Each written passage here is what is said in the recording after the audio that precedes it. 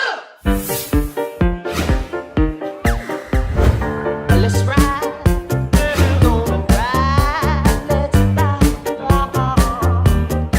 Olá pessoal, nós vamos conversar com o Dr. João Francisco Raposo Soares, que é da área criminalista, mas especialista em ações contra planos de saúde. Tudo bom, doutor? Tudo bem, e você? Tudo bom. Eu queria que o doutor contasse por que essa guinada, para essa especialização em ações contra planos de saúde. Então, eu sou advogado da área criminal há 17 anos, é o carro-chefe aqui do escritório, é o que eu mais faço e é o que me sustenta até hoje. Porém, em 2014 eu comecei a processar também planos de saúde. Eu tenho um filho que chama João Vitor, ele tem 8 anos, ele é autista. Em 2014 a gente ainda não tinha o diagnóstico dele, mas a gente teve que fazer uma série de exames que o plano se recusava a cobrir. E aí eu comecei a estudar como que eu poderia conseguir esses exames na justiça.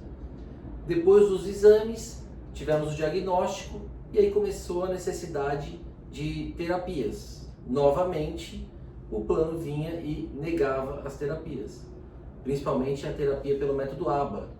E aí nós entramos com ação também para conseguir essas terapias, conseguimos essas terapias na justiça. E uma mãe fala para outra, que fala para outra, e hoje nós já ajudamos aí centenas de crianças autistas e também de pessoas que precisam de cobertura pelo plano de saúde por qualquer motivo, mas não conseguem porque o plano nega. E aí nós temos que buscar na justiça a cobertura para esses tratamentos. Quais são as queixas mais comuns além do plano ABA, da terapia ABA? Então, para as crianças autistas, que é 90% do público que a gente atende, a queixa mais comum é o método ABA e a segunda queixa mais comum é a limitação de sessões. Tá? E em ambos os casos, a justiça, em sua maioria, tem dado ganho de causa para o consumidor, no caso, para os pacientes. Mas, além disso, nós temos aí uma série de cirurgias que foram negadas, medicamentos de alto custo, tudo isso a gente pode conseguir na justiça ajuizando uma ação e pedindo uma liminar. E por que os convênios não liberam o tratamento ABA?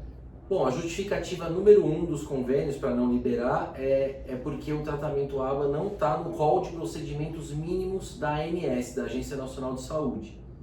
Porém, a justiça entende que esse rol é exemplificativo, ou seja, pode a justiça determinar que o plano cubra outros tratamentos que não estão no rol, porque quem tem que decidir se esse tratamento é necessário ou não é o médico, não é o plano, não é nem mesmo a justiça, é o médico. Então, se o médico diz que tem que ter o tratamento, a justiça entende, em sua maioria, que esse tratamento tem que ser providenciado pelo plano de saúde. Mas na verdade deve ser um custo muito alto, por isso que o plano não cobre, não aceita, né?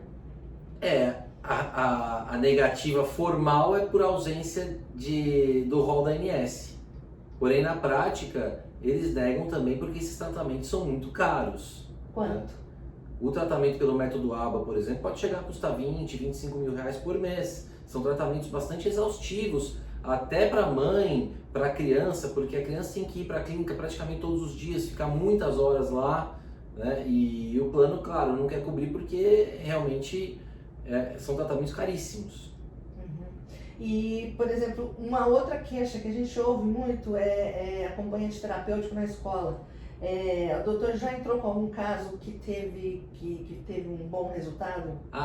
Já entramos com vários casos em que nós tivemos bons resultados e que tivemos êxito em conseguir o AT também pago pelo plano de saúde. Porém, essa é uma situação um pouquinho mais delicada, porque existe na justiça uma discussão se o AT é um atendimento terapêutico, efetivamente, e de saúde, ou se é um atendimento educacional. Se para juízes que entendem que é um atendimento educacional, eles entendem que o plano não é obrigado a pagar. Para juízes que entendem que faz parte do tratamento, como é o nosso entendimento, aí o plano tem que pagar. Tá certo. Agora, quais as recomendações para quem estiver passando por algum problema com convênio, por exemplo?